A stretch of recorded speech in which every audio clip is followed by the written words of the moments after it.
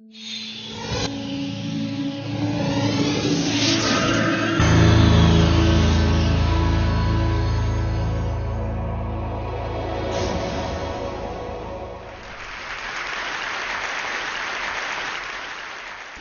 do you explain when things don't go as we assume? Or better, how do you explain when others are able to achieve things that seem to defy all of the assumptions? For example, why is Apple so innovative? Year after year after year after year, they're more innovative than all their competition. And yet, they're just a computer company. They're just like everyone else. They have the same access to the same talent, the same agencies, the same consultants, the same media. Then why is it that they seem to have something different? Why is it that Martin Luther King led the civil rights movement? He wasn't the only man who suffered in a pre-civil rights America, and he certainly wasn't the only great orator of the day. Why him? And why is it that the Wright brothers were able to figure out controlled powered manned flight when there were certainly other teams who were better qualified, better funded, and they didn't achieve powered manned flight, and the Wright brothers beat them to it? There's something else at play here. About 3.5 years ago, I made a discovery. And this discovery profoundly changed my view on how I thought the world worked, and it even profoundly changed the way in which I operate in it. As it turns out, there's a pattern. As it turns out, all the great and inspiring leaders and organizations in the world, whether it's Apple or Martin Luther King or the Wright brothers, they all think, act, and communicate the exact same way, and it's the complete opposite to everyone else. All I did was codify it. And it's probably the world's simplest idea. I call it the golden circle.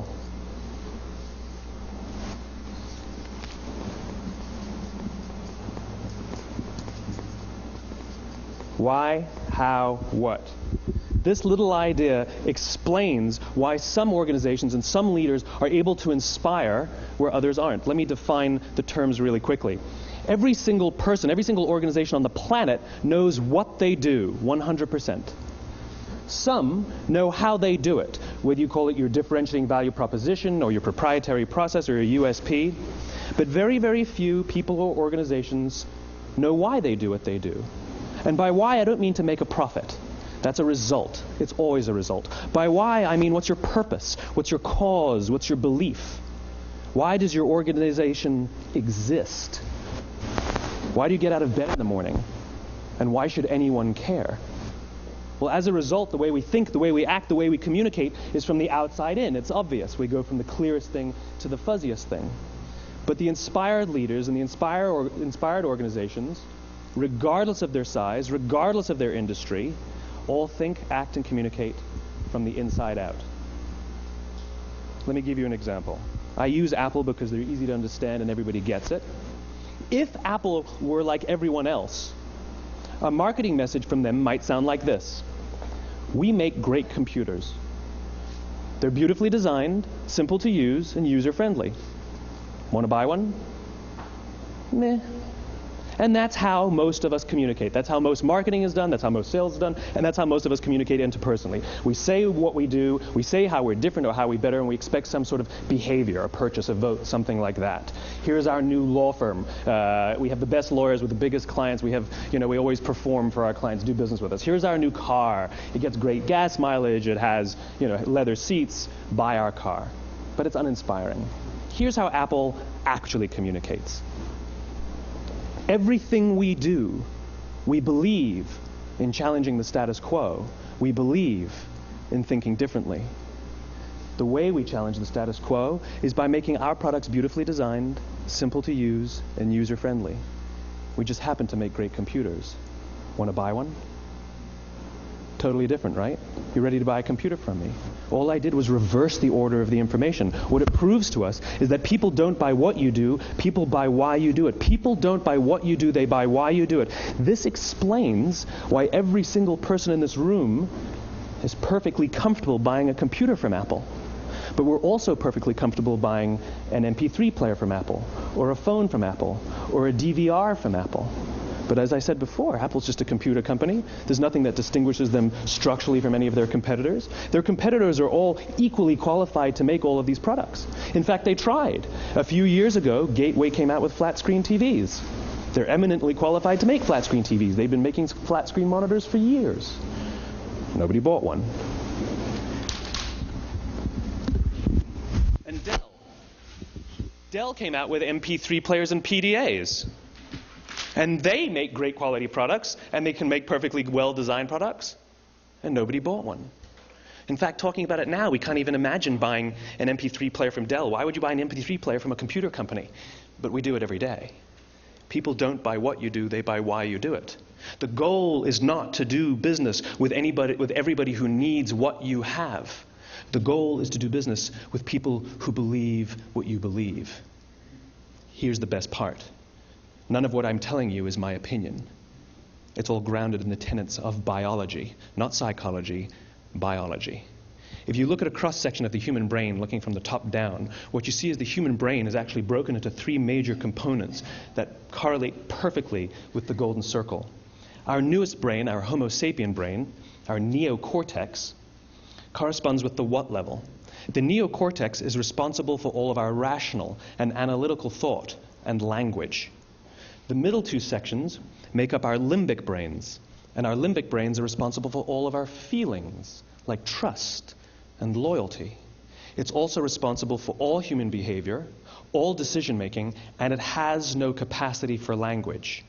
In other words, when we communicate from the outside in, yes, people can understand vast amounts of complicated information like features and benefits and facts and figures. It just doesn't drive behavior. When we communicate from the inside out, we're talking directly to the part of the brain that controls behavior, and then we allow people to rationalize it with the tangible things we say and do. This is where gut decisions come from. You know, sometimes you can give somebody all the facts and your figures, and they say, I know what all the facts and details say, but it just doesn't feel right. Why would we use that verb? It doesn't feel right. Because the part of the brain that controls decision-making doesn't control language. And the best we can muster up is, I don't know, it just doesn't feel right. Or sometimes you say you're leading with your heart or you're leading with your soul. Well, I hate to break it to you, those aren't other body parts controlling your behavior. It's all happening here in your limbic brain, the part of the brain that controls decision-making and not language.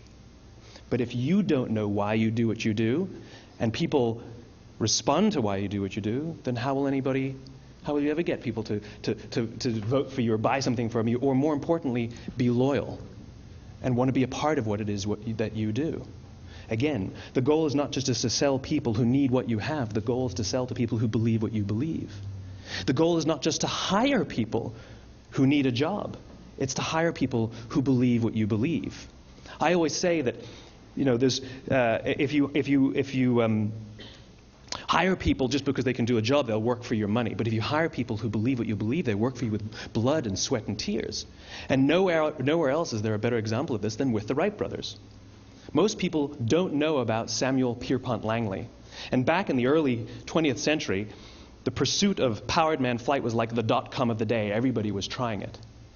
And Samuel Pierpont Langley had what we assume to be the recipe for success.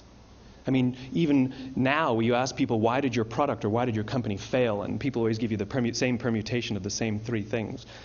Undercapitalized, the wrong people, bad market conditions. It's always the same three things. So let's explore that. Samuel Pierpont Langley was given $50,000 by the War Department to figure out this flying machine. Money was no problem. He held a seat at Harvard and worked at the Smithsonian and was extremely well connected. He knew all the big minds of the day.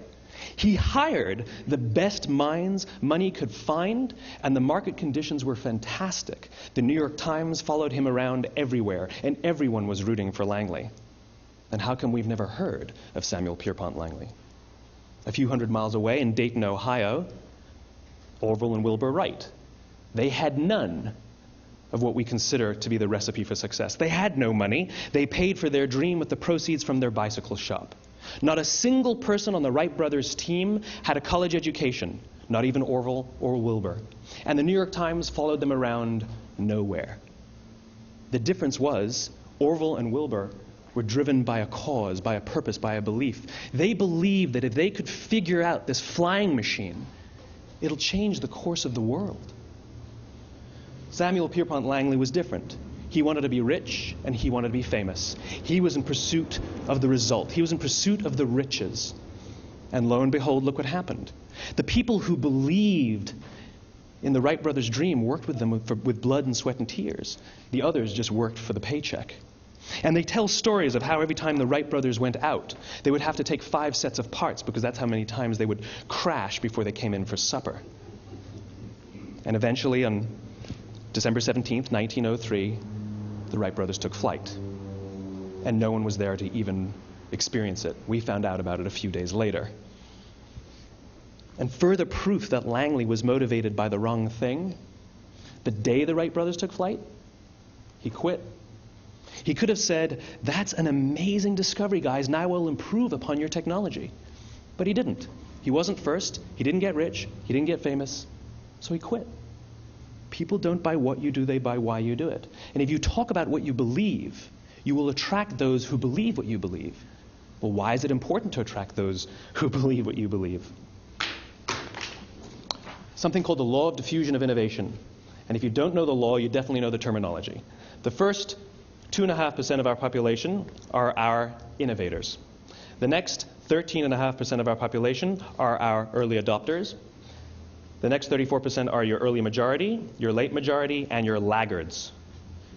The only reason these people buy touch-tone phones is because you can't buy rotary phones anymore. We all sit at various places at various times on the scale, but what the law of diffusion of innovation tells us is that if you want mass market success or mass market acceptance of an idea, you cannot have it until you achieve this tipping point between 15 and 18% market penetration, and then the system tips. And I love asking businesses, what's your conversion on new business? And they love to tell you, oh, it's about 10%, proudly. Well, you can trip over 10% of the customers. We all have about 10% who just get it. That's how we describe them, right? That's like that gut feeling, oh, they just get it. The problem is, how do you find the ones that just get it before you're doing business with them versus the ones who don't get it? So it's this here, this little gap, that you have to close, as Geoffrey Moore calls it, crossing the chasm. Because you see, the early majority will not try something until someone else has tried it first.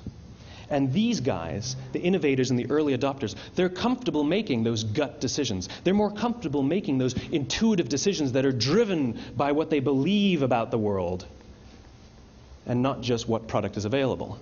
These are the people who stood online for 6 hours to buy an iPhone when they first came out, when you could have just walked into the store the next week and bought one off the shelf. These are the people who spent $40,000 on flat screen TVs when they first came out, even though the technology was substandard. And by the way, they didn't do it because the technology was so great. They did it for themselves. It's because they wanted to be first. People don't buy what you do, they buy why you do it. And what you do simply proves what you believe. In fact, people will do the things that prove what they believe. The reason that person bought the iPhone in the first 6 hours, or stood in line for 6 hours, was because of what they believed about the world and how they wanted everybody to see them. They were first. People don't buy what you do, they buy why you do it. So let me give you a famous example, a famous failure and a famous success of the law of diffusion of innovation. First, the famous failure. It's a commercial example. As we said before a second ago, the recipe for success is money and the right people and the right marketing conditions, right? You should have success then. Look at TiVo.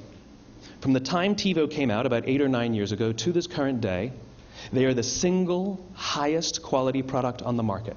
Hands down, there is no dispute. They were extremely well funded. Market conditions were fantastic. I mean, we use TiVo as a verb. I TiVo stuff on my piece of junk Time Warner DVR all the time. But TiVo's a commercial failure. They've never made money. And when they went IPO, their stock was at about $30 or $40 and then plummeted, and it's never traded above 10. In fact, I don't think it's even traded above 6, except for a couple of little spikes. Because you see, when TiVo launched their product, they told us all what they had. They said, we have a product that pauses live TV, skips commercials, rewinds live TV, and memorizes your viewing habits without you even asking. And the cynical majority said, we don't believe you, we don't need it, we don't like it, you're scaring us. What if they had said, if you're the kind of person who likes to have total control over every aspect of your life, boy, do we have a product for you. It pauses live TV, skips commercials, memorizes your viewing habits, etc., etc. People don't buy what you do, they buy why you do it, and what you do simply serves as the proof of what you believe. Now let me